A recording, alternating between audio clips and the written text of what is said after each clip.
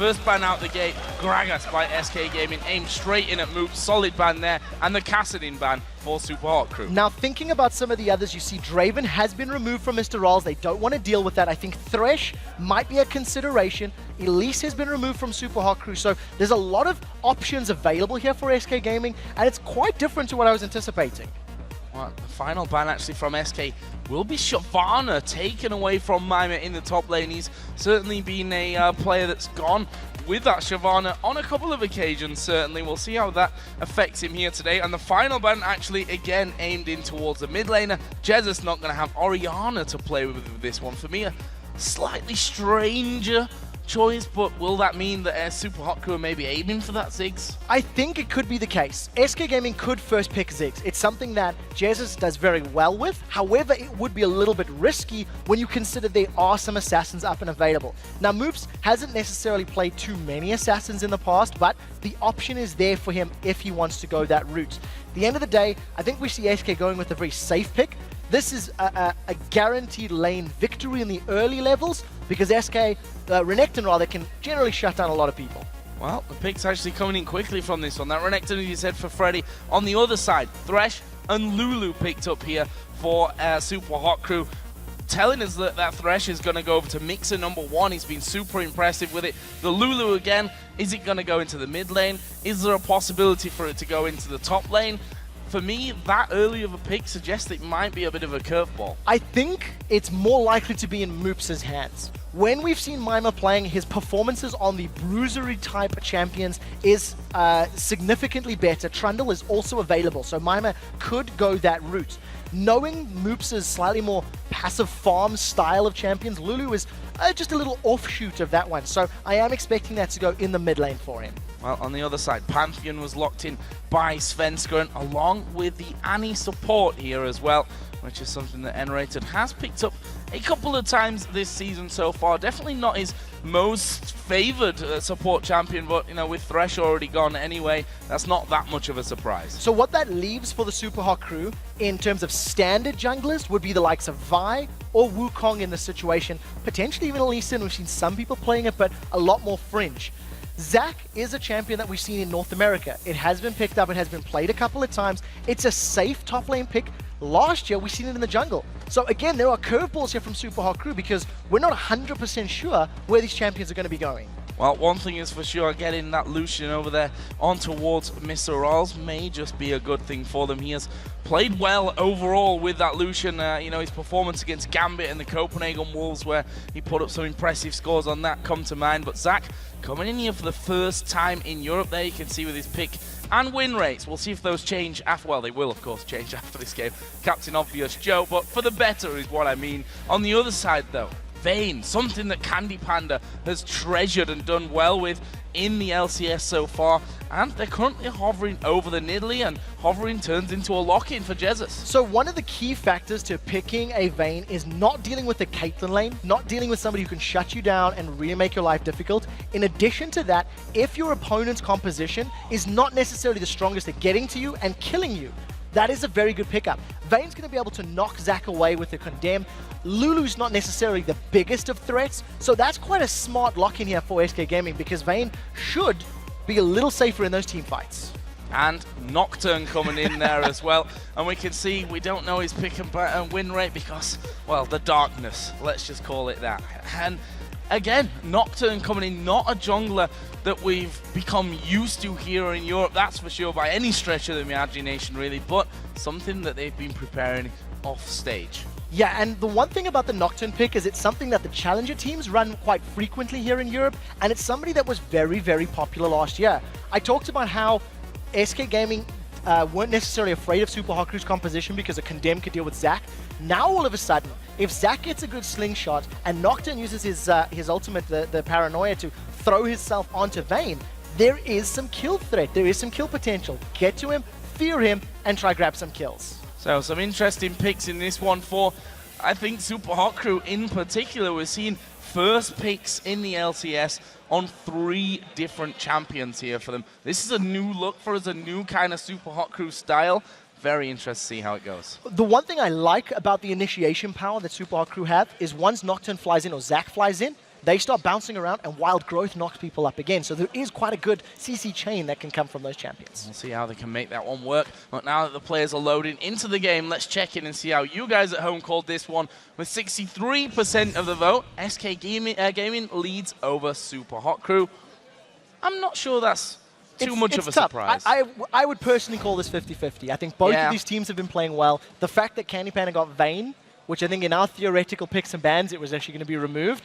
We'll have to see. For you guys at home, remember to stay tuned after the LCS because the European Challenger Series kicks off the second half of the Spring Series today, immediately after our matches conclude. But first of all, we're into Game 2. SK Gaming versus the Supa Hot Crew. Two very much informed teams, 3 and 4 wins apiece in their last 5 matchups, and some impressive ones amongst them as well. Wins over Fnatic and Alliance for the Supa Hot Crew. Wins over Roccat, Gambit and Fnatic for SK Gaming, their 3 wins that they were in those last 5. So very much important game. They're tied in the table. This is going to separate them. Now what I'm very excited about is we talked about how important the junglers are going to be in this game. I felt that Pantheon was going to be a contested pick. And I think to myself that this Nocturne is a pretty good counter to that. If you consider when a gank begins and Nocturne throws down his ultimate, it blanks out the vision for SK Gaming. So Svenskeren with his Grand Skyfall is going to have to jump in blind, miss accurately, or simply not jump in at all because he's not going to know exactly where the fight is going down. Really excited to see how this one all works out and things. And are we going to see anything at level 1? A couple of teams have been working a little bit more with level 1 and developing some more interesting strategies in there. nRated was always a big advocate of level 1 strategies and trying to work them in your favor. Currently, we have a bit of a mirror going off. The Death Brush on either side of the river is going to be occupied by both Pantheon and Thresh down on the other side. But as it stands, it looks like we've got that standard line defense and then back off at around 140 to get your buff started. Yeah, and we'll have to see how this laning phase transpires. Remember, this is 4.2, so Migxa's Thresh has slightly lower attack range on his auto attacks, gone from 475 to 450. And nRated on Annie has got the longest range support auto attack in the game. So nRated is going to be looking to poke and try to get as much damage down to prevent Mr. RalleZ and Migxa getting onto CandyPanda's Vayne. And it's a matchup that SK Gaming have run successfully in the past. So buff's going to be taken here. CandyPanda actually taking a bit of a hit down the bottom side from Mr. RalleZ.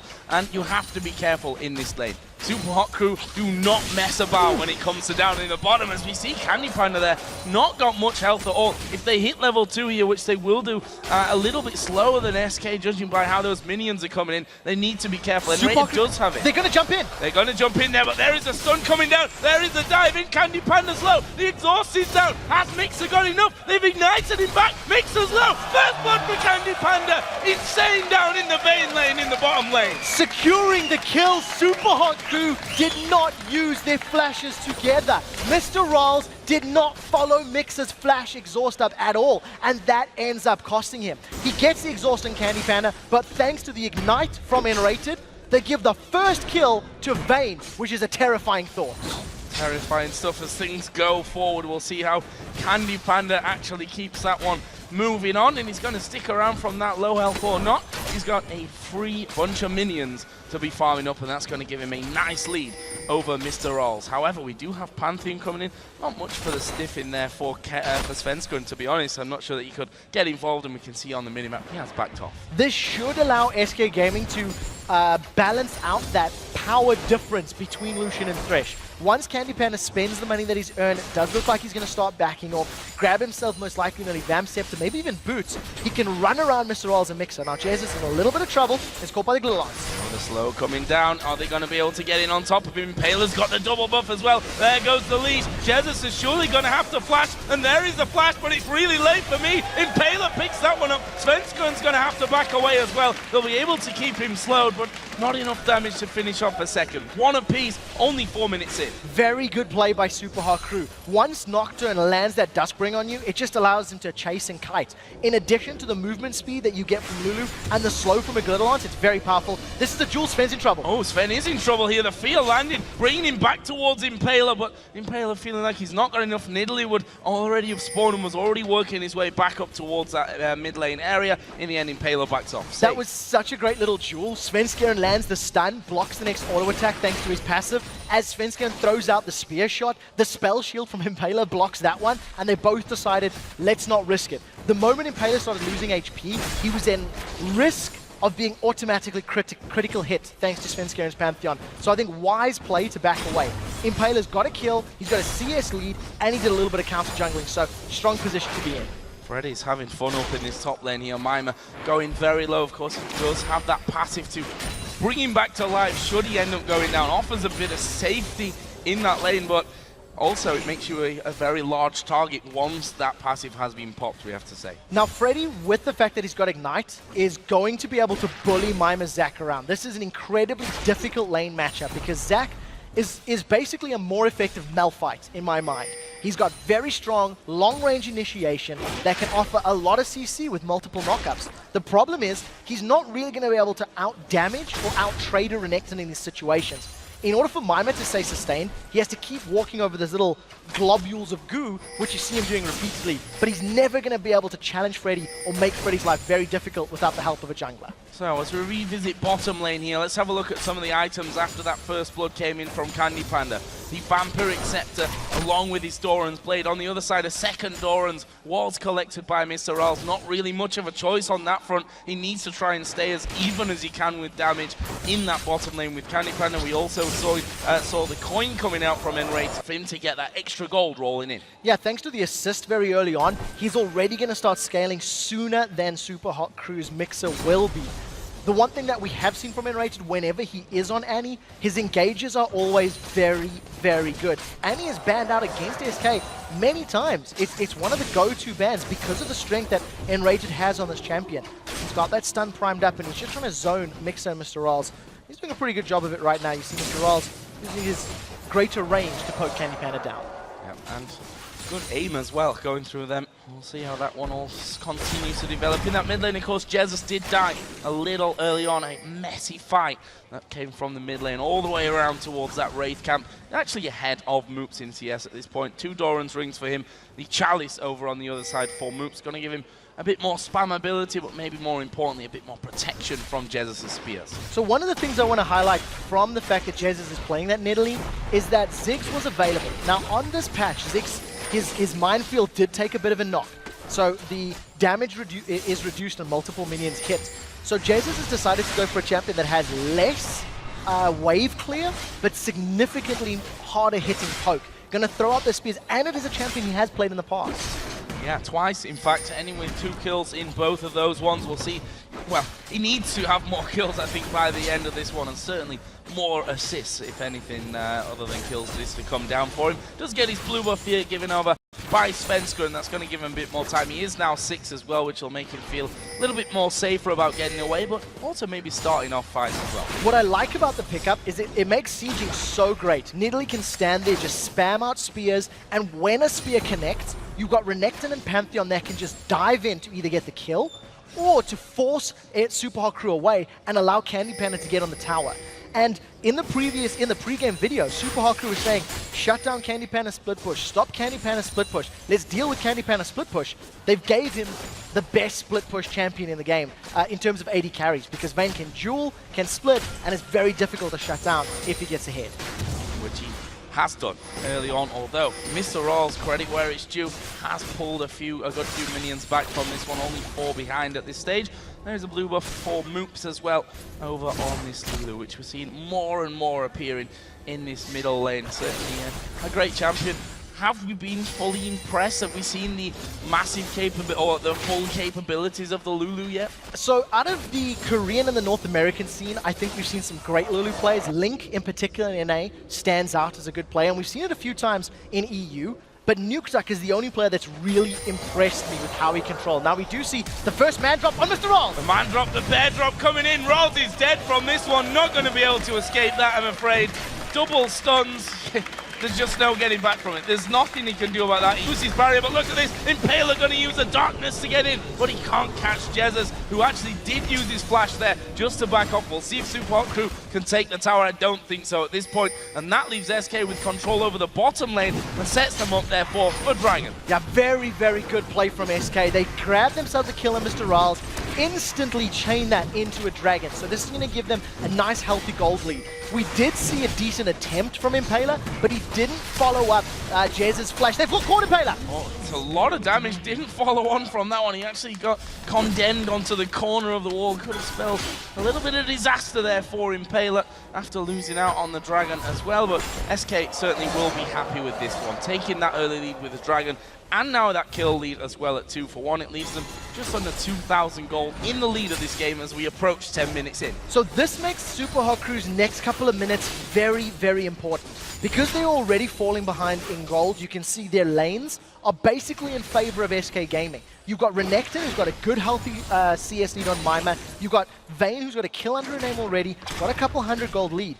If Supa Hot Crew do not stop the rot right now and combo a good Zac engage in conjunction with Nocturne engage, SK can just start to spiral this game out of control for Supa Hot Crew. Well, this top lane there, we just saw that Zac is still behind this 120 CS. In fact, and Freddy doing a good job of standing on those blobs to stop Mimer getting those heals back into things. And, you know, Mimer struggling with that one. He's going to have his Sunfire Cape done in just a little while. And I don't think he should necessarily die to Freddy, especially with his passive still available from that one. But certainly he's going to be feeling a little bit of pressure to make sure that he hits every last hit. I think he's feeling a lot of pressure right now. 10 minutes in, he's 20 CS down. You can see Freddy just started to invade on Supa Hot Crew's jungle. So with SK having a little bit of control in this top area of the map, you could combine Freddy's invade with Svenskeren's Grand Skyfall, and that could be a good way to start challenging, maybe even focusing Impaler. Don't give Impaler the chance to counter gank with Paranoia if you're jumping on him first. We'll see how SK play this one out, because that's a lot of deep vision on the side of Supa Hot Crew's jungle. I like the move as well. They know that Nocturne is now not at least on that side, and here comes the Pantheon drop right in there. They're going for Migxa. The bear comes down on top of him as well. It's CandyPanda who picks up kill number 2. This bottom lane is absolutely out of control for SK now. The theoretical counter, or at least potential counter, to a Pantheon man drop was there from Impaler, but Supa Hot Crew have not been able to use it. We've not seen that Paranoia used to deal with the Pantheon ultimate or to try counter it in any way. And now that you've seen Impaler in the bottom lane, he showed his face, Freddy is 100% confident farming between these towers in the top lane and making Mimer's life even more difficult. Steady Freddy, as always, up top there. And he's not missed many a beat, to be honest, this season. We've talked about it so often that he's been such a rock in that top lane for SK Gaming, and he continues that trend here, making sure that he takes all the CS as he goes. Mimer doing, I think, the right thing in this scenario as well, and making sure the wave actually stays quite far up. There's going to be no turret damage coming in from either side. What's great about that decision from Mimer is that he's also reducing the chance of being tower dode. As long as he knows where Freddy is and the minion wave is not at his tower, it makes it more difficult for SK Gaming to jump on him. And like you said, steady Freddy, I definitely think the most underrated top laner in the EU LCS. He's had so many good games against so many top-tier opponents, and he always does well. He also likes to farm between those turrets a lot. It is something that I think he does more than any other player in the league right now. Doing it to great success. There's that ward timing out from Freddy just moments ago that he put down, and that gives them vision of Impaler. Lets them know, okay, Jesiz, from this point, you're the guy that could be in trouble when that Paranoia, if that Paranoia comes down. In the end, though, Jesiz just sits back on his turret, continues to farm, gets the heal from himself. He's plenty happy in that mid lane. So the question for me now is, where do SK go from now? Dragon's going to spawn in 2 minutes' time. Freddy has not left this top lane. He's made no intention of leaving that lane with the exception of invading Supa Hot Crew's jungle. So I'm anticipating Svenskeren to move his way to the bottom lane, challenge for the next Dragon, and then maybe start the split push game. Let Jesiz and the rest of SK defend Supa Hot Crew's pushes, throw spears out to prevent them diving, and maybe allow CandyPanda to determine the tempo of the game with his bait. They've got so much vision down all over that's catching Supa Hot Crew. There's a spear coming through. A little bit too late there to actually steal that one away. But they know that Impaler, they know that Moopz was down on that bottom side. Mimer's now in between the turrets of Freddy in this top lane. So this top lane is really having kind of not even a battle against each other. They said, we don't care about the harass at this point. We're just going to go off onto our own little beaches of our islands and chill out and have fun in there. And the bottom lane is because of this. Svenskeren has ganked Mr. RalleZ multiple times. He's in range for another man drop. This time, however, Impaler is finally in range to counter it. He's just started recalling. And part of the reason, actually the reason Freddy and Mimer have just decided to farm on their opponent's side of the map is because Impaler and Sven have been called to this bottom lane so many times. It looks like Impaler's going to make his way down here. If another tower dive comes in from Svenskeren, Impaler's going to need a little bit more time to get in range for that paranoia. Well, Svenskeren has actually backed away from that one. Really, maybe Jesiz in the top side, who's got himself a wall of traps set up there on both sides of Moopz's exits from the jungle. So Impaler back into farming game here as he takes down another Wolves camp. Svenskeren is hanging around for middle, and if we look at the timers that we've got at this point, 25 seconds until Dragon comes up. That's important stuff here, because that last time went to SK Gaming would mean a big jump in their lead or an equalizing opportunity for the Supa Hot Crew. And Supa Hot Crew have got the vision in the Dragon Pit, or in the river rather, to be aware of when SK go for it. We can see that Impaler's got his ultimate available. There's two sweeping lenses on both sides of the game right now. And we'll see who gets superior vision, because there's a lot of things that can come in from long range. Zac, if he decides to move down, would be very powerful in a Dragon Pit fight because of the small ranges, but he's making no indication of moving. It's actually Freddy that's going to be the first one to respond. Well, we see wards cleared here by SK Gaming. Dragon is going to be pulled out of the pit with 3 men taking that one off. They're using Jesiz basically as a zoner at this point, throwing out those stuns. They're going, Impaler taking a lot of damage. Wild Growth does come down, and a condemn through the flash there actually had already connected and pushed Moopz against the wall. SK have very commanding positioning here on the Dragon. Can they steal it? Impaler comes in. He's not going to get the steal, and he may well just die. There's the finishing blow this time from nRated. The box goes down, but will they escape? The man drop comes in. Who are they going to go for? It's on towards Migxa, and he's a dead man as well. Svenskeren picks that one up. SK running riot right now.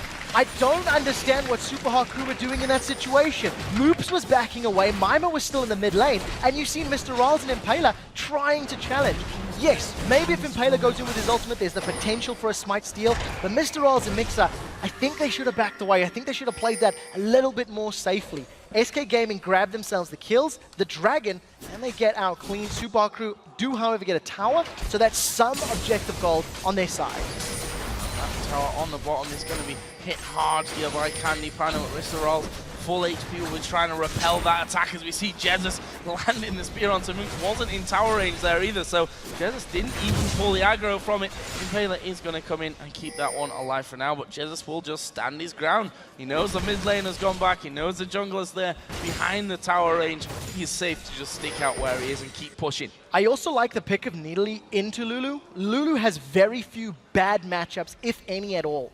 But Nidalee's not necessarily going to lose to the very poke-heavy, very bully-heavy Lulu. So over the course of this game, you actually see that Jesiz has got a CS lead, thanks to the fact that Nidalee can heal himself, is very mobile, can dodge those glitter lances when she's in the Cougar form, and it's just allowed him to go even and actually pull ahead of Moopz's Lulu in these opening 17 minutes. So it was a very smart, not the word counter, but it was a very smart pick into that champion.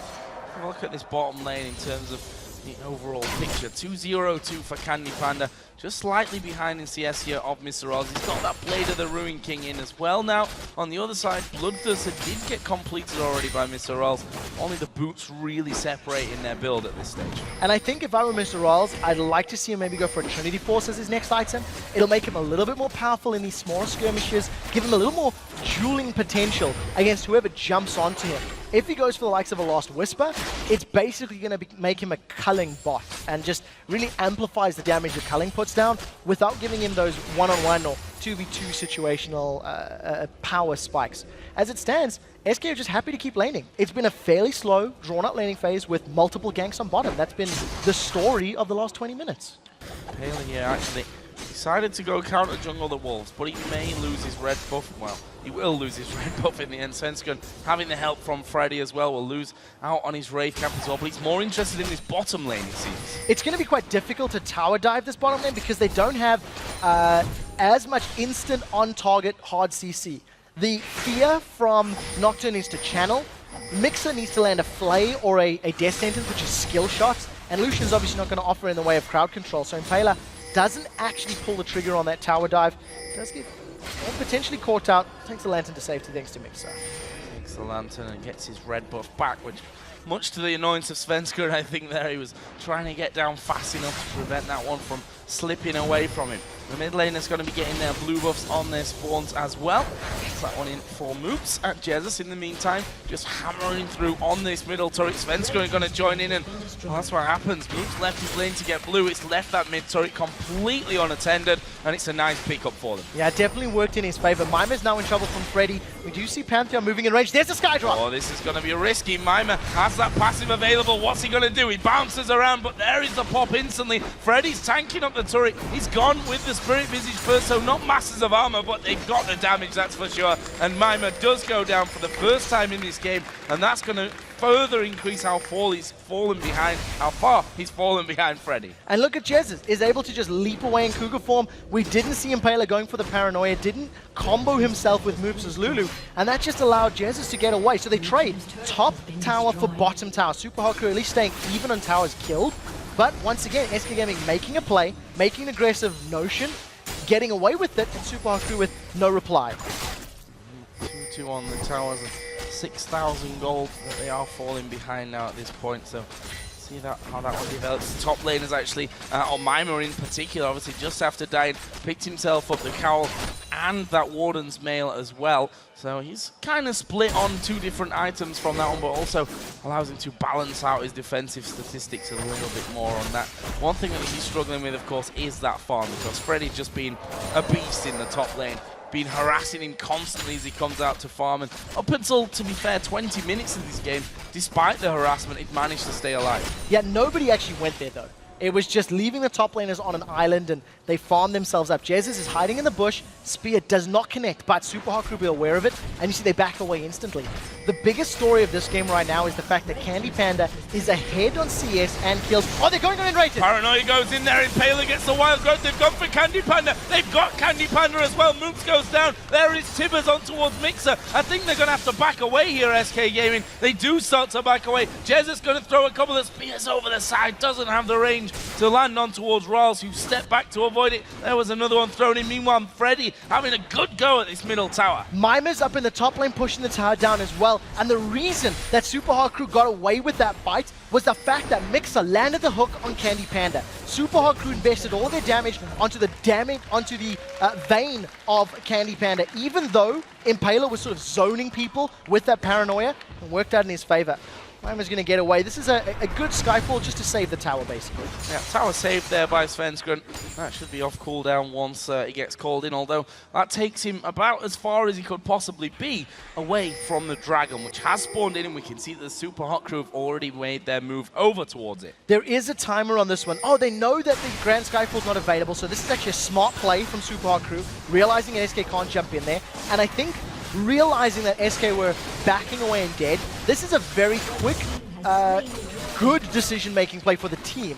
The problem is, it's a little bit late. You know, Supa Hot Crew are 5,000 gold down, they've lost 4 towers, they've got very little map presence, and it's going to be a very difficult job, especially on the vision side right now, dealing with 3 sweeping lenses, gaining control of the sight game, which will allow them to get control of the map. A couple of other items coming in. Black Cleaver for Svenskeren. Actually, we see Impaler going a little bit of a different route this time, and he's going to be building up towards that locket. So we've seen the locket pickups into the shield. Freddy's in a little bit of trouble. I was thinking Mimer's going to go in, decides against it. And we've seen the lockets generally on junglers that get ahead. Normally, if you've got a couple thousand gold from some kills or some towers, the shield that you get from Locket of the Alliance Solari after upgrading from Aegis works very well in your favor. At this point, I think because Impaler's behind, and his team is behind, the stats that item will give him should at least make up some of that deficit, but it's by no means going to be enough to make up 6,000. There's another blue buff picked up by Jesiz, who has a Rabadon's Death Cap now added into the Fiend's Unholy Grail from earlier on. Our top lane is going to be a continuation of head bashing between Crocodile and Zac. Mimer obviously going to take quite a bit of damage from it, but he doesn't seem too worried. He has a red buff takeout once again. Second time in a row for SK. Impaler replied last time by taking away SK's red buff. We'll see if SK can get down there and control theirs this time around. It's so much riskier for Supa Hot Crew to go that deep into SK's territory because they have so few towers to fall back to. We do see SK with an aggressive invade. Impaler's in trouble. Oh, Impaler in more than a little bit of trouble from this one. It's a good fear. The spear flashed away from there, and somehow he manages to live through that one very, very close. They haven't even caught out, as we are going to see Mimer again push towards that turret by Freddy, and here comes the man drop. Can they lock him down? He tries to jump up in the air, but he's been stunned already. Freddy gets the kill. Jesiz has come up to help out with that one. Didn't even need him. That's another kill. Yeah, Mimer didn't have his passive to come back up, so unfortunately he gets taken down. When he's bouncing all up and down, gets that tenacity, allows him to at least get away from the stun a little quicker. Now the rest of Supa Hot Crew trying to defend. Oh, there is Migxa caught out by Tibbers. They're going to throw a lot on him. Wild Growth actually coming down as well. nRated is going to die from this one, and they've repelled this attack here. This is good from the Supa Hot Crew. Spears coming in from the side there as well, but in the end, I suppose a drawn-out 1-for-1 in the end. Yeah, trading support for top lane. Had Mimer been in that fight and been able to offer some initiation with the Elastic Slingshot and Let's Bounce, that could have gone so much better for the Supa Hot Crew, but they didn't have that front line. Once again, we've seen Impaler diving on the back. This time, instead of trying to zone out nRated and the rest of the team, Impaler tried to zone out CandyPanda. Used that paranoia, threw down the fear on CandyPanda, and CandyPanda was forced to back away. He wasn't on the tower, he wasn't on the champions, and it allowed Supa Hot Crew to get the kill and get out. Now, a few more items being picked up from this one. That Locket of the Iron Solari, for example, now done. Actually was done just before that last fight. The Lich Bane in there for Lulu as well. Lucian's got his last Whisper on top of that Bloodthirster. So a little bit more developed in terms of items here, the Supa Hot Crew. Kind of showed during that last fight where they were able to do more, able to repel SK Gaming from that serious attack up onto the inner turret in the top lane. Yeah, and of course, SK were quite overextended. They were fighting behind the turret. They took a lot of damage early on. And because Freddy wasn't able to run amok in the backline, Freddy was forced very, very low, took a lot of damage from the tower and from Moopz' Lulu. He didn't offer anything in the way of zone control or presence. So without that front line, SK are a little bit fragile. But they do have a 6,000 gold, 7,000 gold buffer right now. So they can afford to play a little riskier because they've got the additional stats to actually mitigate that risk they're taking. One thing that we've not heard from the crowd here or from us yet is ooh when a spear comes out, but we're getting to that level now. Another blasting one added in. There, of course, was the ooze from the crowd. I kind of asked for that one. So part of the reason it hasn't happened, I think, is because we've had no real siege situations. We haven't seen Supa Hot Crew sieging down SK's turrets where defensive spears would hurt, and we haven't seen SK grouping up under a turret of Supa Hot Crew to throw them out. What's basically happened is SK Gaming have had better ganks, which has given them turrets uncontested. And because of that fact, Supa Hot Crew have not really been too worried about those javelins. As you were talking about it though, we do see a group of SK Gaming members starting to move towards that inner turret, so we might have our first ooh moment of the game. Well, I can only hope so. In that last game we had a few moo moments as well with the Alistair. Oh, and there it is! Mr. RalleZ down to half HP. There we go. I knew it was going to happen. Good stuff. Jesiz throwing them out to Impaler as well. And he can keep pretty much everyone's zone from this. Impaler's just looking for an opportunity there if things do get started. But to be frank, with Lucian going so low from that one, the threat of Nidalee always on this side entrance into the jungle is always going to be a pain to defend. That turret, SK Gaming take another one. It puts them 5-2 up on that front and a very solid gold lead now. So I want to go back to the pregame video that we heard where Supa Hot Crew said in order to beat SK, we have to stop this split push. One of the probably the best counter to a split push team or a team that is split pushing is hard engage.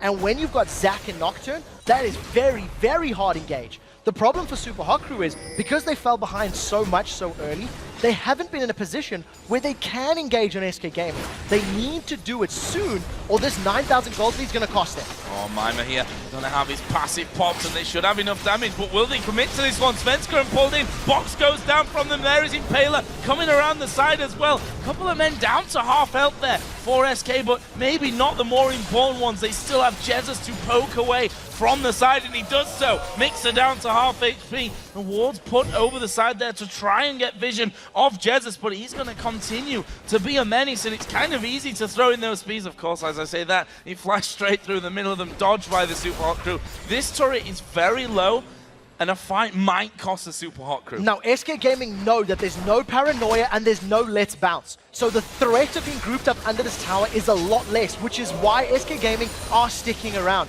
That's the third Ooh Spear of the game. You see Migxa backing away. Good spell shield from Impaler, but CandyPanda and the rest of SK are going to need to be a little careful. If those cooldowns were available for Supa Hot Crew, SK could have been engaged upon, but they weren't. So SK grabbed themselves the 6th tower of the game.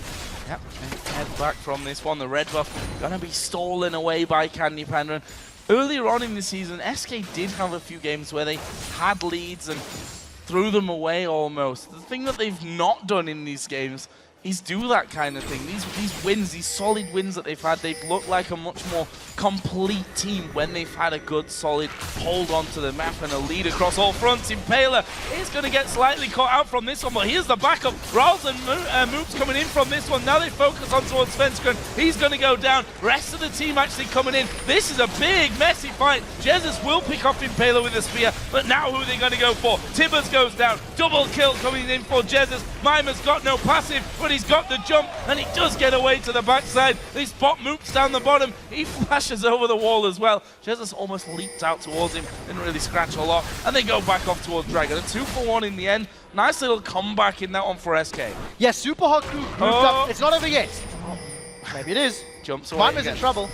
What are you going to do? You're going to flash? You're going to throw a spear? Yes, you are. Jesiz throws that over. So clever. Getting the vision by putting the trap down. They took the Dragon. They took the kill. SK are in the driving seat. What we've seen from Supa Hot Crew this game is their communication and calling is faltering. From the very, very early moments of the game, where Migxa flashed forward and Mr. RalleZ did not follow it up, they gave up first blood. It cost them. This is a replay of the fight, and we see, first of all, it actually starts with CandyPanda and Sven being overextended. Now look at the positioning here for Supa Hot Crew. They come in, they're grouped as 5. All 5 members of Supa Hot Crew are together, and they split up. This could be a little bit of overconfidence. You see in the bottom lane, Mr. RalleZ and Migxa going on their own mission, and it just leaves the rest of the Supa Hot Crew backline to get shut down. Unfortunately for them, cost them multiple kills and that Dragon. So, well, it cost them a Baron here. Good hook onto nRated, but sadly for them, nothing to follow up with. There is that ward, or a pink ward, I should say, at the front for SK. And that will allow them to clear out the green ward at the back that was put down for the Supa Hot Crew. And the second one. Will they start this Baron off, though? They've got no vision actually on the backside there, apart from that trap that just granted them a little bit as they went down. And in the end, it's just going to be a bit of an exchange. That's what they were trying to do all along. Aggro the Baron to stop nRated hanging around in the pit. So the one saving grace Supa Hot Crew had was if Zac and Nocturne got onto CandyPanda, they could potentially have killed him, which then could have allowed a 5v4 Supa Hot Crew to win a fight. Unfortunately, because CandyPanda has that Guardian Angel, you see it around him, it's going to be so much more difficult for Supa Hot Crew to win. This is going to be a desperation fight. Look for the Elastic Slingshot to start us off. SK have peeled away. They want the fight instead. There's the first spear gonna land. Is there a stun? Yes, on towards Mimer. CandyPanda's actually at the front, but look at that. He tumbles out towards the back. Impaler gets wild growth. Mimer bounces around, but that's not gonna save him. Impaler's dead as well. Moopz all alone. He gets stunned up. That's a play to the Ruined King. Renekton hammering away, and now they're chasing onto RalleZ. Another spear lands. Not enough to finish off the ace, but SK Gaming here, we've got 30 to 40 second spawn timers are gonna do a lot of damage. And what I like is they didn't go back for the Baron. They realized that Supa Hot Crew were down. They could get the inhibitor and potentially back away and get the Baron as well. This is going to give Supa Hot Crew much more map presence. They're going to reset the siege in the bottom or top lane, continue spamming out those spears, and then just dive when they want to. They back away from that one with 4 kills, the inhibitor taken down, and a 15,000 gold lead to boot. And it's going to take a colossal mistake from them here to actually give up this game at this point. Baron is started off, no one even remotely close for the Supa Hot Crew. This is looking so good for SK. Yeah, SK Gaming have done everything right from the laning phase. Impaler's Nocturne could theoretically have worked against Svenskeren's Pantheon, but it didn't this game. Every Grand Skyfall that we've seen from Sven has worked out in favor of SK. It has led to kills, it has led to towers, it's led to dragons, and it's allowed them to get the 16,000 gold lead and the Baron buff as well. There's one kill on multiple members of SK, and Freddy still untouched. That Renekton going unkilled.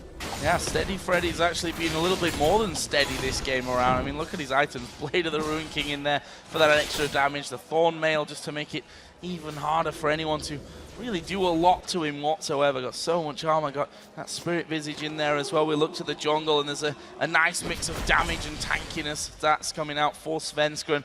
Obviously, Jesiz is all about the poke right now. He's going to have himself a Zhonya's, which makes him harder to take down in the end.